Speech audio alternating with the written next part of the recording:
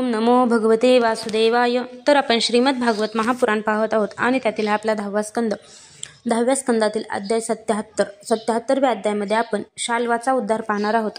श्रीसुख म्हणतात, प्रद्युम्नाने हात तोंड धुवून कवच चढवून धनुष्य घेतले आणि तो सारथ्याला म्हणाला, मला वीर द्युम्नाकडे घेऊन चल. द्युमान त्यावेळी यादव सेनेची धूळघाण करीत होता. प्रद्युम्नाने त्याचा प्रतिकार करून हसत हसत त्याच्यावर 8 बाण सोडले. 4 बाणांनी त्याचे 4 घोडे आणि एकेका बाणाने सारथी, धनुष्य, ध्वज आणि त्याचे मस्तक उडविले. इकडे गद, सात्यकी, साम इत्यादी वीर सुद्धा शाल्वाच्या सेनेचा संहार करू लागले. सौभ विमानात बसलेल्या सैनिकांची मस्तके तुटून समुद्रात जाऊन पडत. अशा प्रकारे यादव आणि शाल्वाचे सैनिक एकमेकावर प्रहार करीत राहिले. असे हे अतिशय घनघोर आणि भयंकर युद्ध 27 दिवस चालले. त्यावेळी युधिष्ठिराच्या आमंत्रणावरून भगवान श्रीकृष्ण इंद्रप्रस्थाला गेले होते. राजसूय यज्ञाची पूर्तता झाली होती आणि शिशुपालाचाही मृत्यू झाला होता. तेथे श्रीकृष्णांनी मोठे भयानक अपशकुन होत असलेले पाहून कुरुवंशातील ज्येष्ठ ऋषी कुंती आणि पांडव यांचा निरोप घेऊन द्वारकेकडे प्रयाण केले. ते मनात म्हणू लागले की मी वडील बंधूसह येथे आलो. आता शिशुपालाच्या पक्षातील राजे द्वारकेवर निश्चितच आक्रमण करतील. द्वारकेला पोहोचल्यावर ते युद्ध पाहून श्रीकृष्णांनी नगराचे रक्षण करण्याचे काम बलरामांच्याकडे सोपविले आणि सौभपती शाल्वाला पाहून आपला सारथी दारुक याला म्हटले, दारुका, तू लवकर माझा रथ शाल्वाजवळ घेऊन चल. हा शाल्व अतिशय मायावी आहे, तरी सुद्धा तू भिवू नकोस. भगवंताची अशी आज्ञा होताच दारुक गरुडध्वज रथावर आरूढ झाला आणि तो रथ शाल्वाकडे घेऊन चालला. दोन्ही सेनेतील सैनिकांनी युद्धभूमीवर प्रवेश करताना तो पाहिला. आतापर्यंत शाल्वाची बहुतेक सेना नष्ट झाली होती.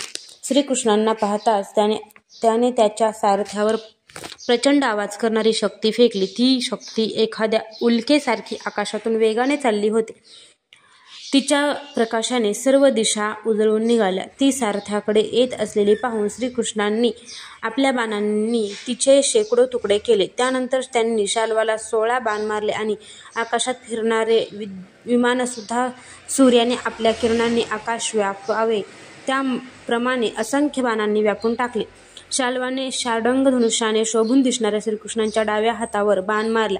त्यामुळे शार्दूल धनुष्य भगवंताच्या हातातून गळून पडले. ही एक अद्भुत अशीच घटना घडली. जे लोक हे युद्ध पाहत होते त्यांच्यात मोठा हाहाकार उडाला. तो शाल्व गर्जना करून श्रीकृष्णांना म्हणाला, अरे मूर्खा, तू आमच्या देखतच आमचा भाऊ आणि मित्र असलेल्या शिशुपालाच्या भावी पत्नीला हिरावून घेतलीस आणि तो बेसावध असताना भर सभेत त्याला मारलेस. तू स्वतःला अजिंक्य समजतोस हे मला माहीत आहे. तू आज तर माझ्या समोर थांबलास तर मी तुला माझ्या तीक्ष्ण बाणांनी अशा ठिकाणी पाठवीन की जेथून तू कोणी परत येत नाही. श्री भगवान म्हणाले, अरे निर्बुद्धा, तू विनाकारणच बडबड करीत आहेस. तुझा मृत्यू तुझ्या डोक्यावर घिरट्या घालीत आहे हे तुला माहीत नाही. खरे शूर आपले शौर्य दाखवितात, व्यर्थ बडबड करीत नाहीत. अरे असे म्हणून श्रीकृष्णांनी रागाने वेगवान अशा भयानक गदेने शाल्वाच्या खांद्यावर प्रहार केला. त्यामुळे तो रक्त ओकीत थरथर कापू लागला. इकडे गदा जेव्हा भगवंताकडे परत आली तेव्हा शाल्व अदृश्य झाला. त्यानंतर थोड्याच वेळात एक मनुष्य श्रीकृष्णाकडे आला व मस्तक लवून त्यांना नमस्कार करून रडतच म्हणाला, मला देवकींनी पाठविले आहे. त्यांनी सांगितले आहे की पित्याबद्दल अत्यंत प्रेम असणाऱ्या हे महाबाहू श्रीकृष्ण एखादा कसाई ज्याप्रमाणे पशुला बांधून नेतो त्याप्रमाणे शाल्व तुझ्या पित्याला बांधून घेऊन गेला आहे. ही दुःखद बातमी ऐकून श्रीकृष्ण सामान्य माणसाप्रमाणे झाले. त्यांच्या चेहऱ्यावर औदासिन्य दिसून आले. सामान्य माणसाप्रमाणे ते व्याकुळ होऊन मनात प्रेम दाटून येऊन म्हणू लागले, अहो देवदानवांना अजिंक्य व नेहमी सावध असणाऱ्या बलरामांना कश्चित शाल्वाने जिंकून माझ्या वडिलांना कसे काय बांधून नेले. प्रारब्ध बलबत्तर असते हेच खरे. श्रीकृष्ण असे म्हणत होते. तेवढ्यात वसुदेवासारख्याच एका पुरुषाला घेऊन शाल्व तेथे आला आणि श्रीकृष्णांना म्हणू लागला, अरे मूर्खा, पहा, हाच तुला जन्म देणारा तुझा पिता आहे, ज्याच्यामुळे तू जगत आहेस. तुझ्या देखतच मी याला आता ठार मारतो. तुझ्या अंगात ताकद असेल तर याला वाचव. मायावी शाल्वाने अशा प्रकारे श्रीकृष्णांची निर्भर्त्सना करून वसुदेवांचे पुस्तक तलवारीने उडविले आणि ते घेऊन तो आकाशात असलेल्या सौभ विमानात जाऊन बसला. श्रीकृष्ण स्वतः सिद्ध ज्ञानपुरुष आणि महाप्रभावी असूनही त्यावरील प्रेमामुळे क्षणभर सामान्य माणसाप्रमाणे दुःखसागरात बुडून गेले. परंतु नंतर त्यांच्या लक्षात आले की ही शाल्वाने पसरलेली माया आहे, ही त्याला मय दानवाने शिकविली होती. श्रीकृष्णांनी सावध होऊन युद्धभूमीवर पाहिले तर तेथे दूत नव्हता की पित्याचे ते शरीरही नव्हते. ते जसे एखादे स्वप्न होते. दुसरीकडे पाहिले तर शाल्व विमानात बसून आकाशात फिरत आहे. तेव्हा ते त्याचा वध करण्यासाठी उद्युक्त झाले. हे परीक्षिता, मागचा पुढचा विचार न करणारे काही ऋषी अशा प्रकारची घटना घडल्याचे सांगतात. श्रीकृष्णांच्या बाबतीत असे म्हणणे हे ते मायापती असल्याचे जे पूर्वी वर्णन केले त्याच्या विरोधी आहे, हे त्यांच्या लक्षात येत नाही. अज्ञानी लोकांच्या ठिकाणी असणारे शोक, मोह, स्नेह आणि भय हे कोठे आणि कोठे ते परिपूर्ण भगवान की त्यांचे ज्ञान, विज्ञान आणि ऐश्वर्य अखंडित आहे. ज्यांच्या चरणकमलांची सेवा करून चांगल्या रीतीने प्राप्त झालेल्या आत्मविद्येने शरीर इत्यादींमध्ये आत्मबुद्धिरूप अनादि अज्ञान नाहीसे करतात व आत्म्यासंबंधीचे अनंत ऐश्वर्य प्राप्त करून घेतात, त्या संतांचे परमगती स्वरूप असणाऱ्या श्रीकृष्णांच्या ठिकाणी मोह कसा असू शकेल बरे. शाल्व श्रीकृष्णांच्या वर अतिशय त्वेषाने शस्त्रांचा वर्षाव करू लागला.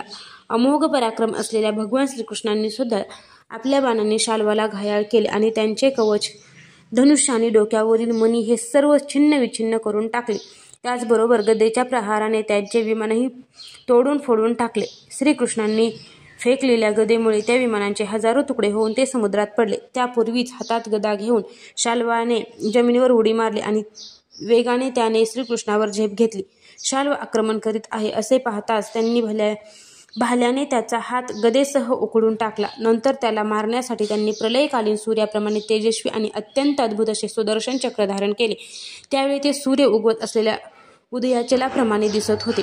ज्याप्रमाणे इंद्राने वज्राने वृत्रासुराचे मस्तक उडवले होते, त्याप्रमाणे भगवान श्रीकृष्णांनी त्या चक्राने परममायावी शाल्वाचे किरीट कुंडलयुक्त डोके धडापासून वेगळे केले आणि त्यावेळी शाल्वाच्या सैनिकात हाहाकार उडाला. परीक्षिता, पापी शाल्व जेव्हा मरण पावला आणि त्याच्या विमानाचा सुद्धा गदेच्या प्रहाराने चक्काचूर झाला, तेव्हा देव आकाशात दुदुंभी वाजवू लागले. याच वेळी मित्रांच्या वधाचा बदला घेण्यासाठी दंतवक्र अत्यंत क्रुद्ध होऊन तेथे आला. अध्याय 77 समाप्त.